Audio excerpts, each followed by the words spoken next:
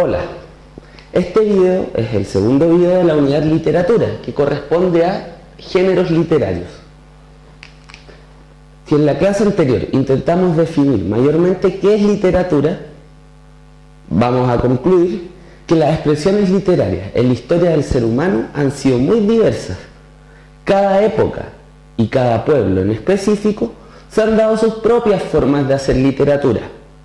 Han ido desarrollando distintas reglas, distintos gustos, distintas maneras de aceptación y de recepción de la literatura. Por lo mismo podemos dar cuenta de que a lo largo de la historia han habido diversos géneros que se suceden entre sí. Sin embargo, si tomáramos toda la producción literaria en la historia de la humanidad, podríamos, de acuerdo a su modo de enunciación, dividirlo por tres géneros diferentes: el género lírico, el género narrativo y el género dramático. Además podemos decir que cada género se relaciona con una función del lenguaje, tal y como las entendimos en la clase número 2. Empecemos hablando del género lírico. El género lírico lo vamos a relacionar con la función emotiva. ¿Por qué? El género lírico se trata de el emisor, el enunciante, hablando sobre su propia interioridad. Esto es, sus sentimientos, sus sensaciones, su experiencia, su vivencia. Intenta expresar su interioridad de un modo embellecido o afeado, dependiendo del poema, pero que pueda producir una cierta conmoción también en el receptor.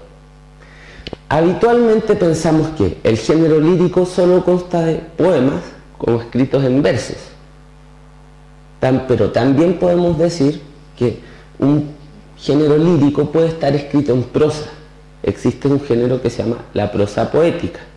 Por lo tanto, vamos a decir que lo que caracteriza el género lírico no es que sean poemas, sino el modo que tiene de centrarse en quien enuncia, en la expresión del sujeto de la enunciación, del hablante.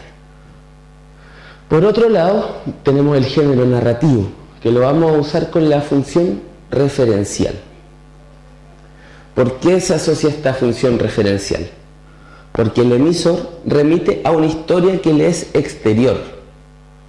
Aunque participe o no de ella, el propósito del género narrativo no es expresar sentimientos profundos, sino relatar una historia. Una historia que tiene un comienzo y tiene un final, que aunque suene obvio, nos daremos cuenta que es solo propio del género narrativo este tipo de desarrollo.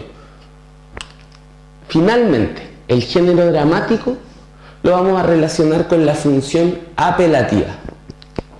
Si recordamos, la función apelativa consistía en cuando el emisor intentaba influir de alguna manera en la conducta del receptor.